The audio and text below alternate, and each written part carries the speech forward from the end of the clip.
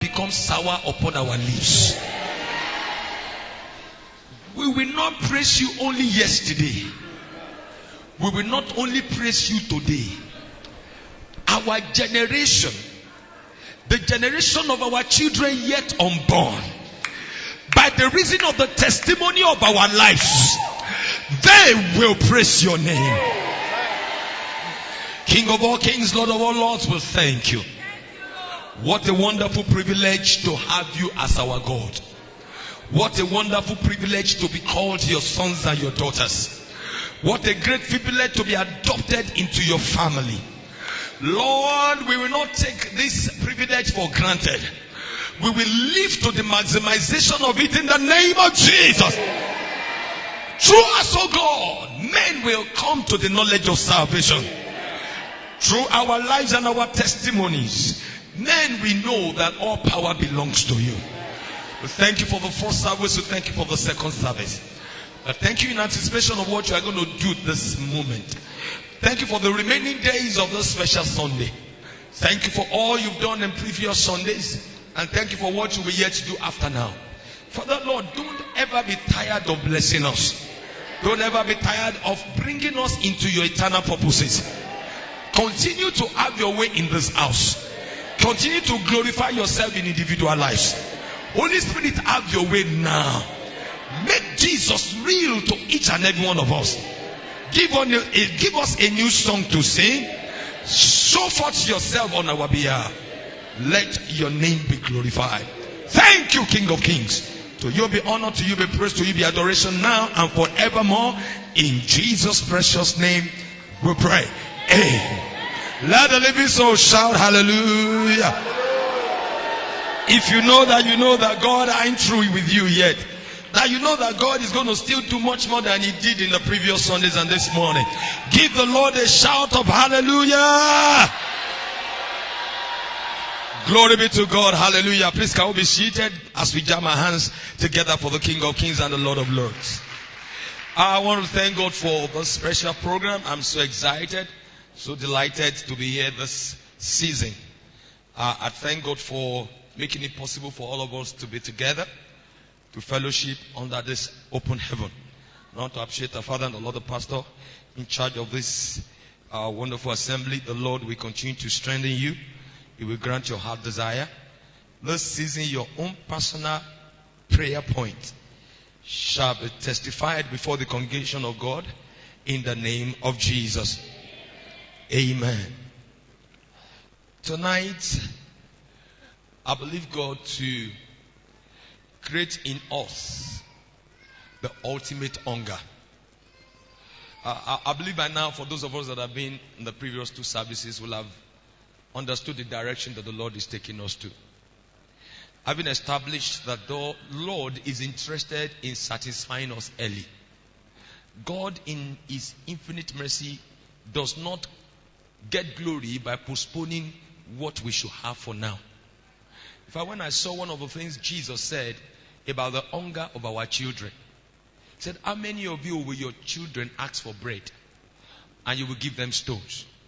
Ask for egg and will give them scorpion. Ask for fish and you will give them serpent. He said, if you being evil, know how to give good things to your children when they ask. Say, how much more your heavenly Father? So I don't see God withholding from us what is necessary for our lives because he wants to teach us something. Nobody makes their children to go hungry because they want them to learn something. No, because when you give them what they need, you win their love the more. Especially in the atmosphere of God, not over pampering them to the detriment of, you win their love. God is interested in winning our love. It's not the devil that forces us to love him. It's not the devil that forces us to do what he wanted. God wants us to willfully serve him. And he knows that the only thing he can do is to win our love. I believe you know what it means to win one's love. So God is interested in winning our love. He wants to bring us to the place of conviction. So that whatever we know of him will not just be about what somebody told us, but about what we have experienced. And you see, the experiences in God establish us furthermore in his will. My prayer for us is that the will of God shall come to pass in our lives in the name of Jesus. I want us to open our Bible to the book of Psalm 92. The book of Psalm 92. Psalm 92 is a very popular psalm, and we are going to read. I'm going to read from verse 1. Psalm 92 from verse 1. It is a good thing to give thanks unto the Lord, and to sing praises unto thy name, O Most High. To shew forth thy loving kindness in the morning, and thy faithfulness every night. Upon an instrument of 10 strings, and upon the psaltery, upon the harp with a solemn sound. For thou, Lord, hast made me glad through thy work. I will triumph in the works of thy hand. O Lord, how great are thy works, and thy thoughts are very deep. A brutish man knoweth not, neither doth a fool understand this. When the wicked spring as the grass, and when all the workers of iniquity do flourish, it is that they shall be destroyed forever. But thou, Lord, art most high forevermore.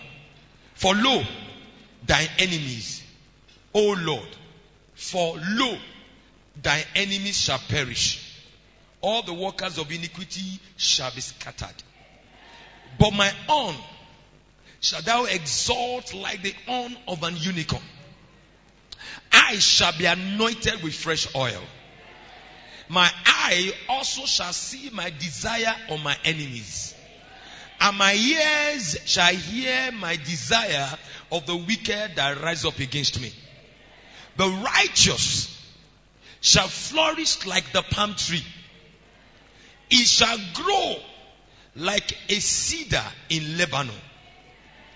Those that be planted in the house of the Lord shall flourish in the courts of our God. They shall still bring forth fruit in old age. They shall be fat and flourishing, to shew that the Lord is upright. He is my rock, and there is no unrighteousness in him. Glory be to God. Glory be to God. The Lord bless the reading and hearing of his word in our hearts in Jesus' name. To shew that the Lord is upright.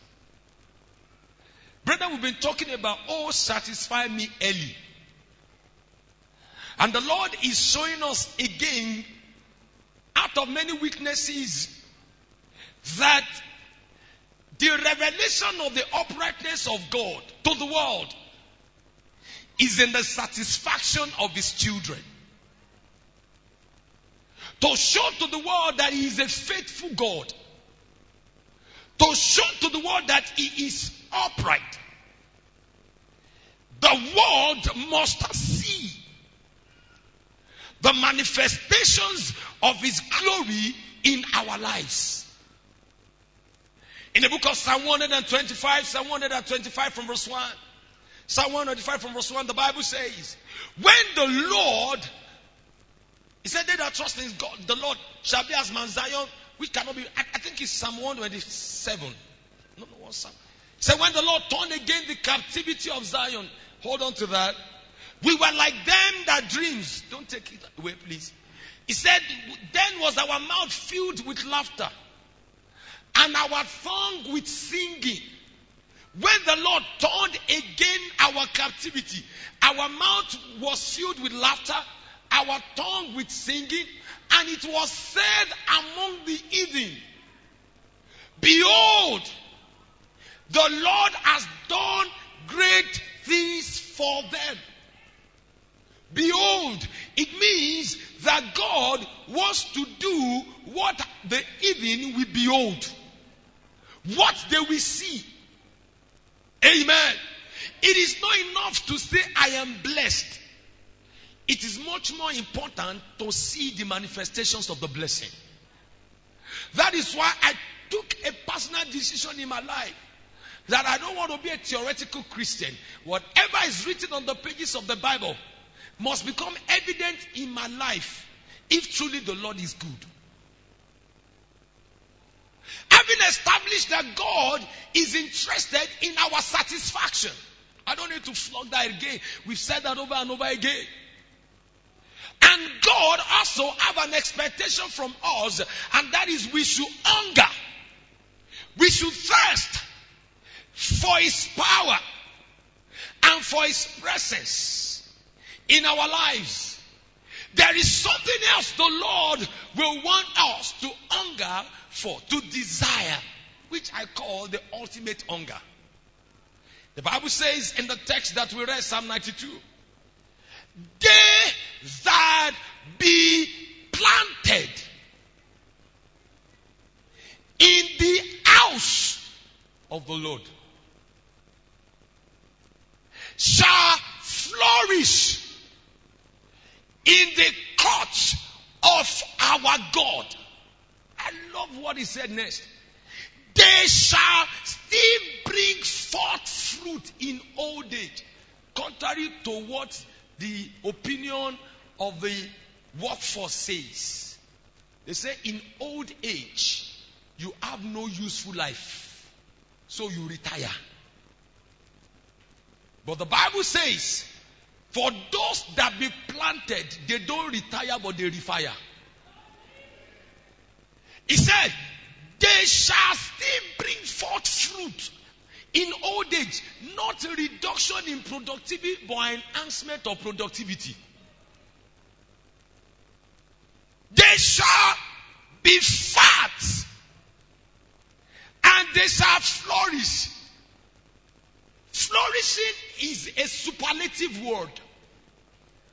Greater than being rich, greater than being wealthy. It talks about every part of your life becoming productive.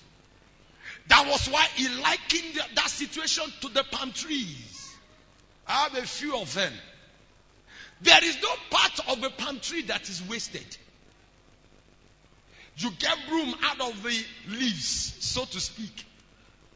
You get oil from the nuts. You break the shell. The shell gives you power. You can convert it to electricity. I have built some houses with the shell of the palm nut without using stones. And it stood. Where you break the shell, you bring out the nut inside. From the nut, you will still extract palm kernel oil. That is being used for soap and for cream. The so-called waste, which is the palm kernel cake, is food for animals. Inside of the palm tree, the water that is in it is what is called palm oil, palm wine. The chaff is what they use for fire. And the Lord is saying, you are going to be like a palm tree. Sir, nothing in your life will be called a waste. In fact, your saliva will work wonders. He said, shall be like a palm tree and shall grow like a cedar. The first time I saw the picture of a cedar in one of the encyclopedia, I don't know what I was just doing. I was just going through the encyclopedia. I can't remember, maybe American or Britannica. This cedar was so massive that double door carriage was constructed through it. 2 lanes, 4 lanes, massive, was constructed through the cedar. And when I saw how big, why was it difficult for them to uproot it? It's because they cannot. The root has gone deeper than what any man can root out. They that be planted in the house of God. It means that in the house of God is an unusual fertilizer that leads to exponential growth. Planted. Listen, brethren, we come to this house. There's no day you come that you don't have a seat. There is a space for all in the house.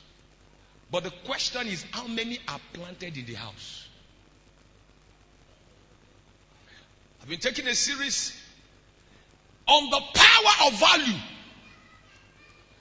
And one of such is the value on Zion. Value on Zion. That's why I love what that Psalm 125 verse 1 says. It was in my mind. That's why I quoted it the other time. He said, they that trust in the Lord shall be like Mount Zion, that cannot be moved, but standeth sure forever, abideth forever. In Obadiah chapter 1 verse 17, Obadiah 1:17, he said, but upon Mount Zion there shall be deliverance, and there shall be holiness, and the house of Jacob shall possess their possession. He said the house of Jacob shall be turned to fire, the 18th verse, and the house of Joseph a flame, and the house of their enemy Esau for stubble. They shall kindle in them and devour them, and there shall not be any remaining of the house of Esau, for the Lord has spoken it. The Bible says the Lord delights in the mountain of Zion more than every dwelling of Jacob.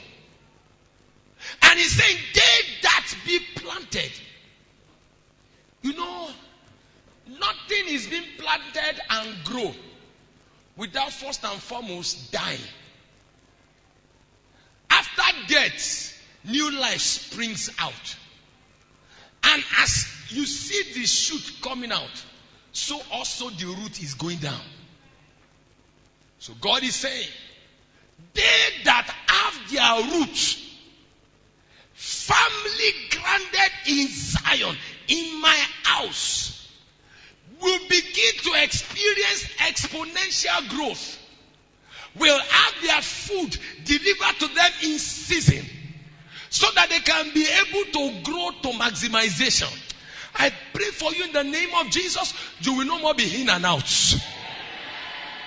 Now, the reason why I pray this prayer is because when a plant is rooted at every interval and replanted elsewhere, no matter how viable the seed or the crop is, it will be deprived of the life that it needs to grow.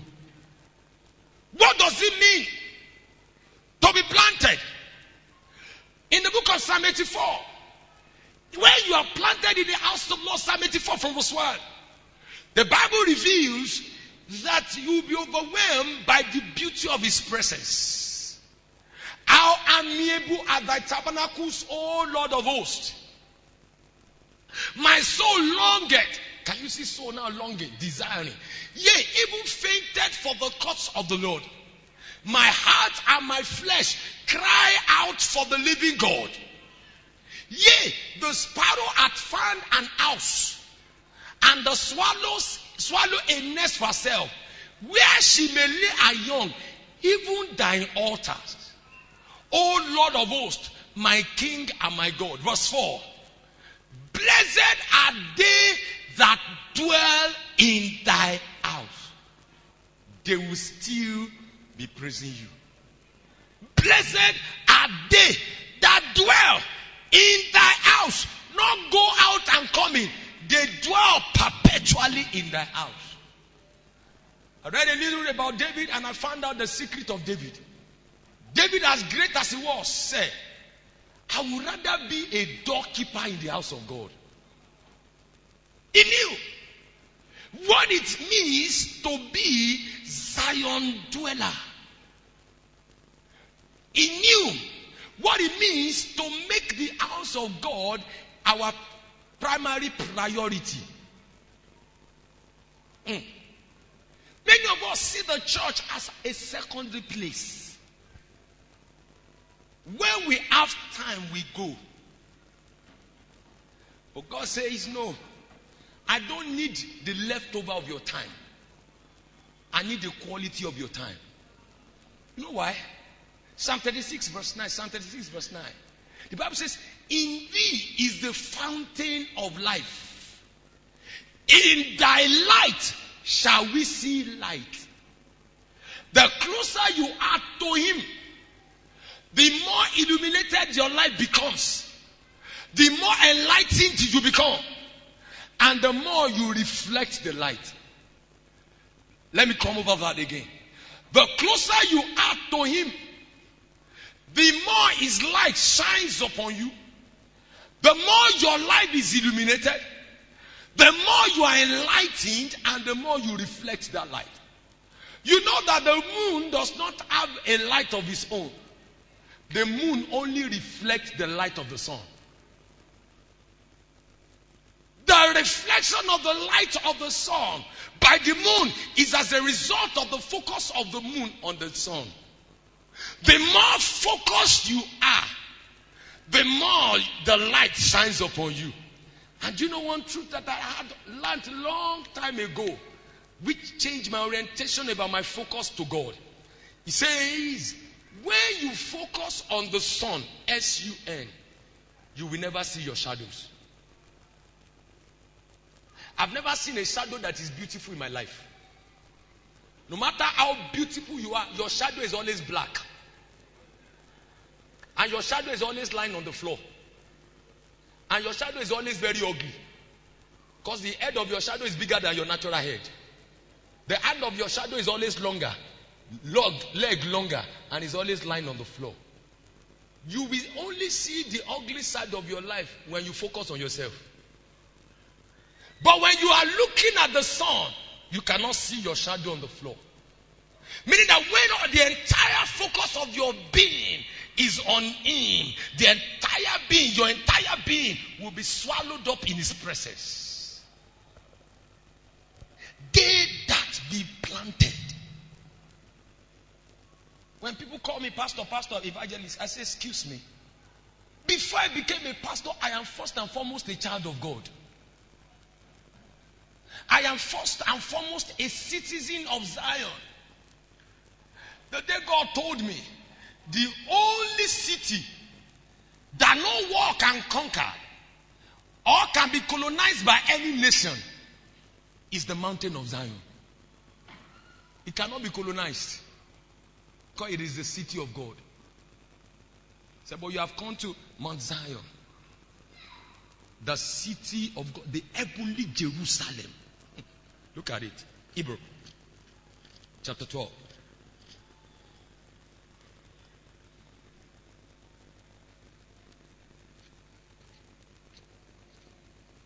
Hebrews chapter 12. Verse 18. From verse 18. Say, for ye are not come unto the mount that might be touched, and are burnt with fire, nor unto blackness and darkness and tempest, and the sound of the trumpet, and the voice of words, which voice they that had entreated that the word should not be spoken to them anymore. For they could not endure that which was commanded. And if so much as a beast touch the mountain, it shall be stoned, or thrust through with a dart. And so terrible was the sight that Moses said, I exceedingly fear and quake. But ye are come unto Mount Zion, and unto the city of the living God, the heavenly Jerusalem, to an innumerable company of angels, to the general assembly and church of the firstborn, which are written in heaven, and to God the judge of all, and to the spirit of just men made perfect, and to Jesus the mediator of the new covenant, and to the blood of sprinkling that speaketh better things than that of Abel. Mount Zion. In the book of Psalm 65 verse 4. Psalm 65 verse 4. The Bible makes us to understand that in the house of God there are goodness that are meant to satisfy the dwellers. Say, blessed is the man whom thou choosest, and causeth to approach unto thee, that he may dwell in thy courts. We shall be satisfied with the goodness of thy house. even of thy holy temple. Anytime you come to Zion, you don't return the same way you came. Said they go from strength to strength, every one of them that appears in Zion. They move from one level of glory to another level of glory. Brethren, where you are standing is where everything you need for your satisfaction comes out from. But the question is this: are you planted? Are you a dweller? Is this place your primary assignment? And I'm going to tell you how you will be able to answer this question. Does your money belongs to you or belongs to the citizens belongs to Zion? Who owns your time? Who owns your energy? Who owns your energy? Where do you dissipate your energy? Amen. Where? What do you do to enhance the advancement of this kingdom? What is your contribution? I'm just telling you all that you have to think about, to ask yourself, am I really planted in the house of God? Am I really a dweller of Zion? You know, because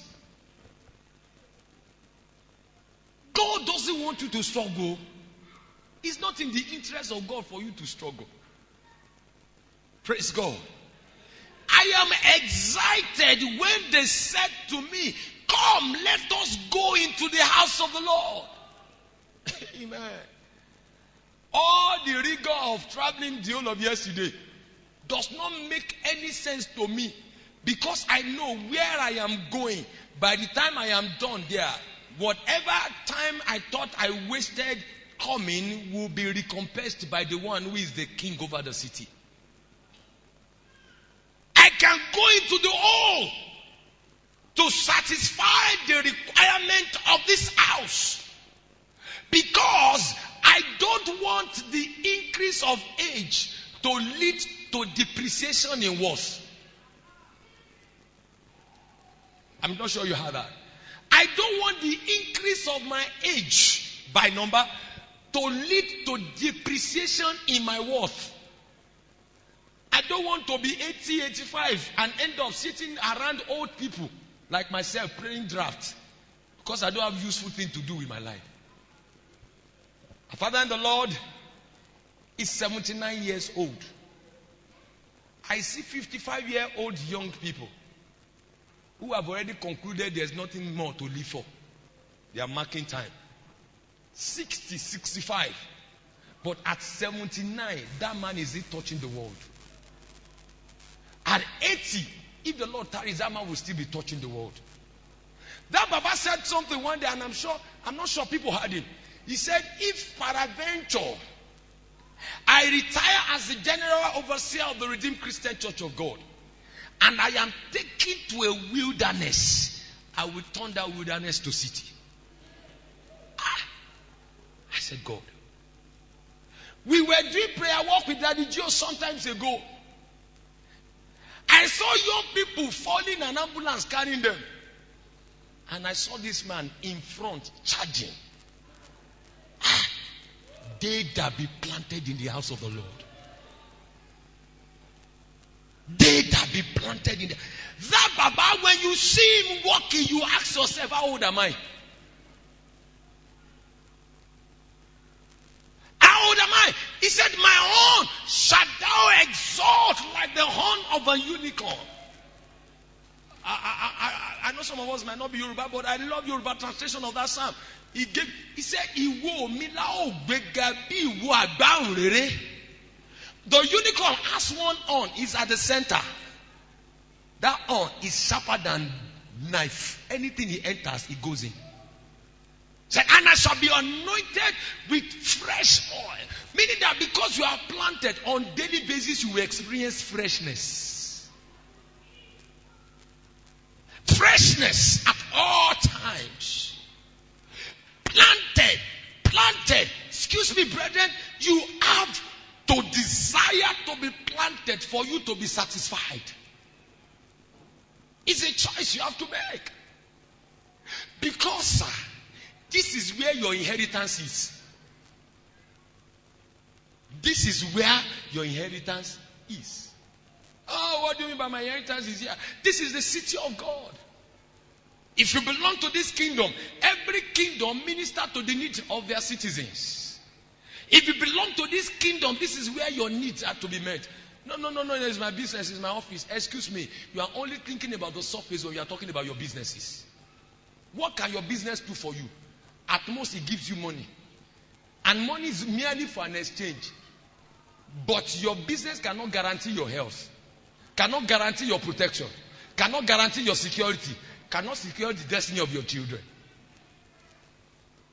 This is where your destiny is being secured. David's star is still shining in Israel till today. They celebrate the star of David annually. Do you know why? Because it was planted. Some names will never be forgotten in history because they were planted. You can only be forgotten if you are planted here. If generation after us will forget Zion. And you know that Zion will outlive every other countries. It will outlive every other kingdom. Kingdom has come, kingdom have gone, but the kingdom of God abided forever. None of us know about the Nebuchadnezzar, know anything about the Babylonian Empire. We know little or nothing about the Medo-Persian Empire. We know little and nothing about the Grecian Empire. We know nothing about the Roman Empire. And the European community is disintegrating. Our children will not know anything about the European community. But hear me, decades after now, Zion will still stand forever. But when you make sure you are established in your place, you get the dividend that belongs to you, and you live satisfactorily. They that be planted. What do you do for this kingdom? Some of us are too classy to sweep in this kingdom. No, there are some grandmas who are in the den CAC. I have never heard people pray such a prayer point. Maybe some people are doing it that you don't hear. When they come to church and they hold the broom and they are sweeping the church, do you know their prayer point? Lord, as I'm sweeping your house, let every dirty things in my life, in the life of my children, be swept away. And they are sweeping, and they are sweeping. Today, many of their children are great. When they bring from their pocket to the kingdom, as they drop it, they say, Lord, this is what I have to give. If you give me more, I will give to you. And God increases them, and they give more. Have you ever grown to the point of saying in your heart, Lord, if you help me, I will build as many churches as possible for you? I was telling some people, I said, I have a desire. I've been saying it a long time ago. And one of the things about me is that my desire comes to pass. I said I desire to have an altar of gold. Pure gold. That I will build for God. Someone said, how will you secure it? Armed robber will not allow the church to live in peace. I said there are some devices you can build into it. If anybody touch it without being asked to touch, alarm will ring. So it is secured. So why will you be thinking about building an altar of gold? It's because I am preparing myself. Because when I get to heaven, I'm going to be walking on the street of gold. Brethren, how much value you place on Zion will determine the virtue that is in Zion, which will be unlocked into your life. Because value unlocks virtue. Some people just come to church to clap. And when there's a need, they just drop some money and just walk out. Even when they are even being asked to give, they will be saying, am I the only one? They that be planted in the house of the Lord shall flourish in the court of our God. Hear me, brethren. The keys that God has placed in my heart to hand over to you is what leads to divine settlement.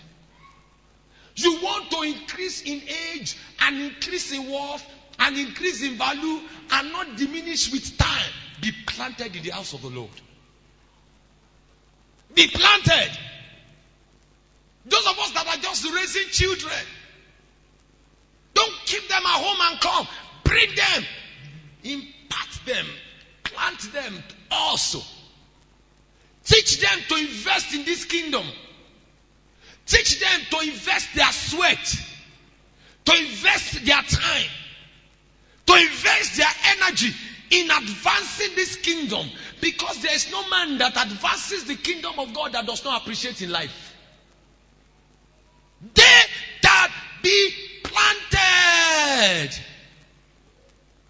Please, be planted. Desire to be planted. And interestingly, every one of us have a space in this kingdom. You have a space. And there is a law that I'm always afraid of.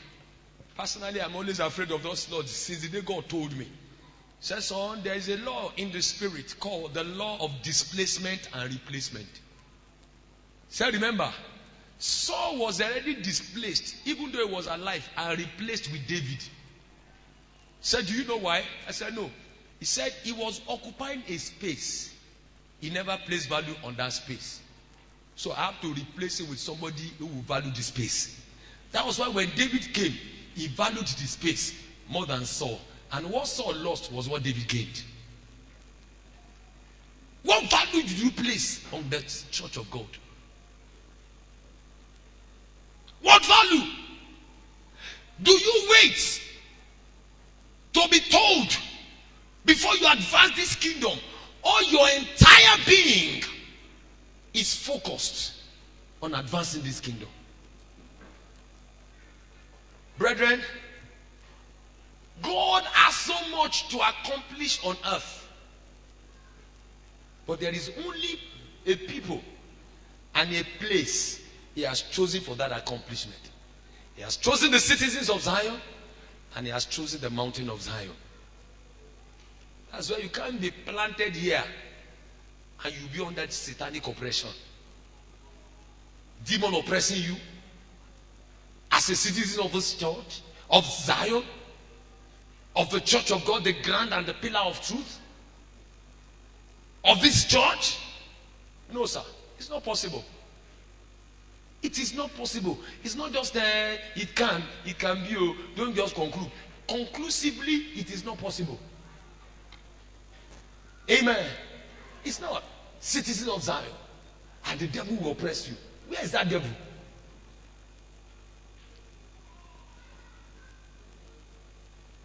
They that be planted. Tonight, I have come to give you the key. I call it ultimate desire of everyone that wants to be satisfied in life. To have their desires granted even without prayer. Amen. To have their desire granted even without prayer. I used to say to my wife, and anyone that cares to listen, if I'm going to buy a nice shoe, it is because of Zion. So I'm going to buy, for me, I would prefer to just stay in my bush or my farm with my boot and my work clothes and be walking in the bush. For me. But for the fact that I have assignment in Zion.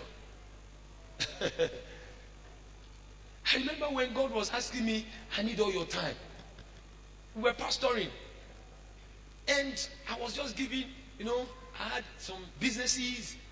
I would be rushing back to town Saturday night so that I could be in church on Sunday and quickly preach by Monday and go back into my hustling. I was doing some deals with Dangote. I was moving, clinkers and the cement, whatever, from the port. And I was doing that. God said to me, son, I need your time. I need more of you. I said, God, let me hustle more. Let me make some good money. But my hustling was pushing me more and more into frustration. So after many frustration, I said, God, I give you all my time. And by then, we have some little investment. I have about 20 acres cocoa plantation. We had some fish farms. And we were just doing some little things. I just said, Lord, I don't want to even do anything again. I give everything. So I gave somebody the farm for about 5 years. I said, pay for lease. I want to focus. Later God said, that's not what we said. I told you to produce food. That's part of your assignment. Collect it back. So I collected it back. And the assignment took me from Akure, where we were, to the east. I was covering all the eastern states because I now said, God, have all my time. But when I did not have time for my business, when I had time, I was struggling. 20 acres with only one with cocoa plantation. By the time I gave all my time to him, the first thing was he had 70 acres tree plantation. I said, God, when I had time, you didn't give me this one. It's not that I don't have time, you are giving me this. The business moved from one to about 14 different products. And God said something I will never forget. He said, when you give your time to me, I will make time in your life count. When you give all your energy to me, I will use my own energy to do your own work. And so today, even though I have no time to do so much of secular things, he kept pushing, he kept pushing, he kept pushing. Just recently, we built a rice processing mill on the redemption camp. Somebody was looking at me, why did you have so much of land? Why did you build it on your land? I said, no, it is not my own. It is for the kingdom of God, so that the children of God can eat. How can I be thinking this way? One, so that there can be advancement in my life, and so that there can be an enlargement of my coast. Tonight, we have said so many things. Hunger for power, hunger for his presence. But when you are not planted, what do you need the power for? What do you need the presence for? It will end up being for your own self-aggrandizement. It will be only for yourself and yourself alone. Well, hear me, sir. Anyone who lives for himself will soon realize that living for yourself is living a limited life. But when you live for the advancement of the kingdom, you don't have a choice but to be advanced. Tonight, it's just a decision. The Lord laid it on my heart to ask as many people who are ready to put their life on the altar. Know what it means? When he pushes money in your direction, you will have an understanding it is not your money. Because if he gives only your money, how much do you need? How much food can you eat? How many rooms can you sleep at a time?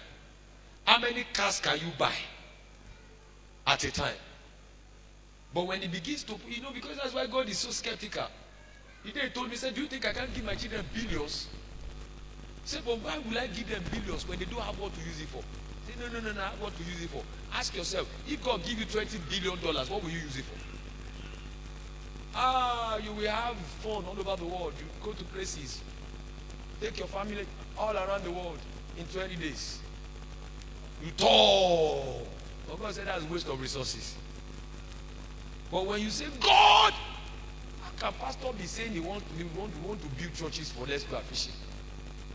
Pastor, don't worry. In the next 5 years, the two Let's Go Fishing, two churches, 10 churches, I'm going to build 10 churches for you. I'll tell you a testimony of a man that will pray. This man was introduced to us by Daddy Gio's son. And the man walked up to us. We were in a meeting in his office. Introduced the man who was wearing one white buba and shorop and his slippers. We all greeted him like we greeted everybody normally. When the man stepped out, said, do you know this man? Never seen him before. He was asking us. Said, I want to tell you the story of this man. Say years ago, this man walked up to Daddy Gio. Said, Daddy, how much do you feed people with during convention? Said then the cost was about 270 million. So Daddy said, no, 270, 280 million.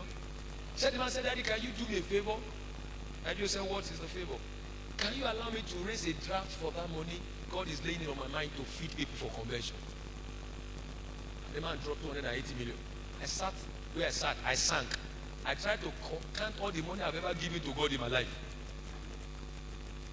I'm sure he saw the impression. He said, do you remember there was a time that Dio said, I need 10 people to give me 1 billion naira.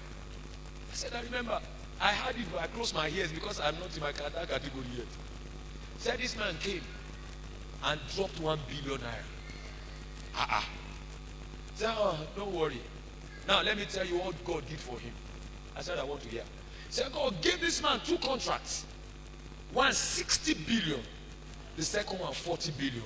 Aku fell down in his office. I said, well, I now understood why God should put 100 billion to the direction of that man. He has created a capacity, an enlarged capacity, and God can channel resources through him. He has come to realize, how much food do I need to eat? How much clothes do I need to wear? That I will need billions. If God can give me billions, then I'll be instrumental to advancing his kingdom. That is a man that is planted. How planted are you? Oh, pastor, you say I don't have so much money. No, God doesn't need your money. He only needs you to be available so that he can push money through you. And don't forget, the bigger the pipe, the more the water. Pipe only conveys water. It doesn't retain water. Neither does it lack water. God wants you to be a divine pipe through which the world will be ministered to from Zion. Shall we rise up on our feet?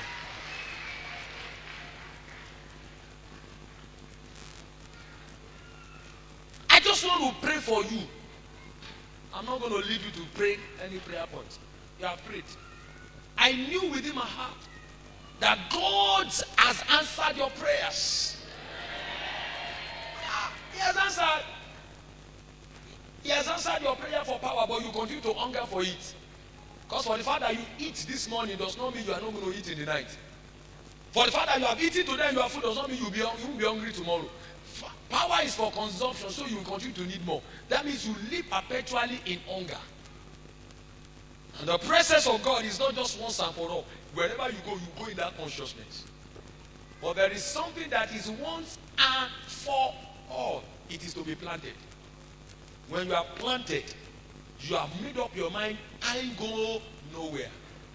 This is where my life is. This is where my effort is going to be. This is where I'm going to spend the rest of my life. It's a decision you have to make. They that be planted. I believe you understand what it means to be planted. You don't plant and root up. Don't plant and root up. You plant and you live there. God wants me to pray. One prayer. And that prayer is this. That your life will be fertilized. When your life is fertilized, that means your life will be enhanced. But you don't give fertilizer. No. The only place that needs fertilizer is in planted.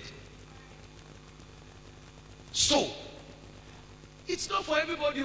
It's for those who are ready to be planted. Because the direction God leads me is the direction I go. He says, go this way. I don't go any other way. I do what he asks me to go. I leave him to do what he wants to do. As many of us that wants to be planted in the house of God. Not just, you know what I'm not talking about you. It's just the leftover. No. God doesn't look for your leftover. The quality, time, and money, and your entire being. You want to be planted. You are the only one that will just raise your 2 hands. Not everybody, is not compulsory. But I tell you, I know what I am saying. I know what I am saying. I know that you are a tree. Sir, you started the journey of life alone. As a man, before you got married. You are married, sir. The moment you got married, you became 2. I don't know the number of your children. 3. Now you and your wife and your children, you became 5. You started alone, you became 5. Your 3 children will get married by the special grace of God. The 5 of you, another 3 will be added to it. It becomes 8. Now, the 3 children you had, if they decide to give birth to 3 children, 3 times 3, 9. 9 plus 8, 17. And your 9 grandchildren decide to get married. In about 200 years, the one that started alone will have close to about 500 children from your source. Do you know you need fertilizer? Any man who does not want to live for himself will know the importance of being planted in the house of God. we're a great generation of people. Can you imagine if the Lord tarries, how big in number you will be in about 300 years to come? It won't be only you anymore. But whatever you do today goes a long way to affect the destiny of those children. If what Adam and Eve did is still affecting humanity till date, so when you are planted and you begin to grow, you can be sure your branches and your fruits will never be sour. May you learn to secure your destiny in Jesus' name. You want to be planted, just lift up your two hands. I want to pray for you. And that means a lot. Don't wait for the pastorate to ask you before you take up responsibility in this house. Move out of sitting on that chair to contributing to that space you are occupying. Make up your mind to be an asset to the church of God. They need 20 million. You have 25 million in your account. Close your eyes and give me 20 million and see whether God will not give you 200 billion. It will prove to you that it's upright. Father, Lord, according to your instruction, I have spoken. When you were giving me this message, what you told me about this session is the ultimate hunger. I wrote it down. Ultimate. Every other one happens on daily basis, in and out. But this one is the foundation upon which others are being founded. There's your sons and your daughter are lifting up this hand to you. They are asking you to show to the world that you are upright. Because you said the reason why they will bring forth fruit in old age, the reason why you will make them to flourish, the reason why you will make them fat, the reason why they will become like a palm tree, the reason why they will grow up like cedars of Lebanon, the reason why their horn will be exalted like the horn of the unicorn, the reason why you will be anointed with fresh oil is for you to show to the world that you are upright. These ones are putting you to your word. As from today, show to them your uprightness. Maliakuze embra radeketozaosh. Maliako berendo mekaruje demasota. Why you gave infallible, undeniable proofs to your children is so that their claim might be validated. So that they will speak from the abundance of testimonies in their lives. Lord, I stand today as a man who understands the times and the season. As a man who knows that it is time for Zion to be glorified among the kingdoms on the earth. As these ones this evening lift up their hand, say, Lord, whatever you want to do in Zion, we are available. Father, I ask for capacity enhancements. I ask for capacity enlargement. I ask that they break forth to the right. I ask that they break forth to the left. Lord, no man bring forth fruit upward without his root first and foremost going downward. Father Lord, I ask that their roots will go down, down, down, down to the source of the living waters, such that their leaves will ever be green, such that their fruit will ever be sweet, so that whatever they do in life shall prosper in the name of Jesus. The psalmist said in Psalm 40, Lo, I come. In the volume of the book, it is written of me, I come to do thy will, O God. Psalm 127 from verse 4 says, Lo, children are the heritage of the Lord, the fruit of the womb is his reward. As arrow is in the hand of a mighty man, so are the children of the youth. That means every man that has his quiver full of them, they shall not be ashamed, but they will stand against the enemy at the gate. Lord, these ones are your children. They are your weapon of war. You shot them from eternity. they are going back to eternity, but they are passing through time to glorify your name in the land of the living, to do warfare on your behalf, to advance your kingdom here on earth. Lord, I pray from today, times and seasons will favor you.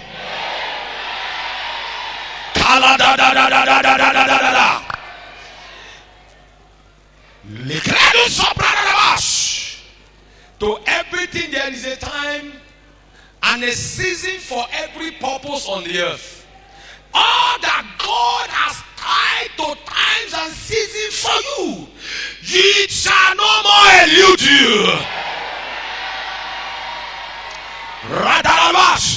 As many of you that have been going through delay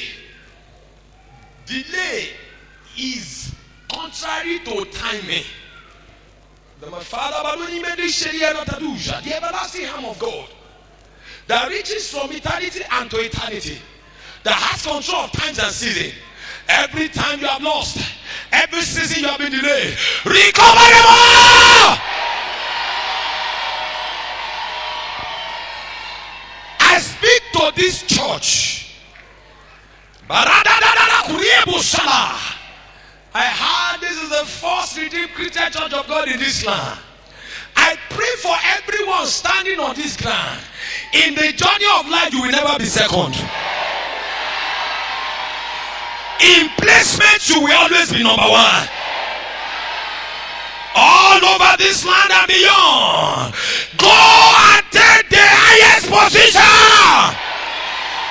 Politically, you are taking the highest position. Financially, you are taking the highest position.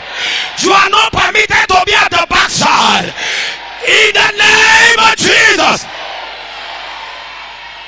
And in the archive of divine history, in the hall of fame and faith of men that have touched the world and imparted nations, your name shall be found,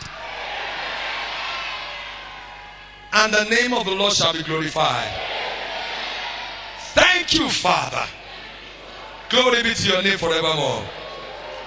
In Jesus' precious name we pray. Look at your neighbor and say, neighbor, there is no lateness in my life. My time is now. I shall be satisfied. If you believe in that, shout hallelujah. God bless you in the name of Jesus.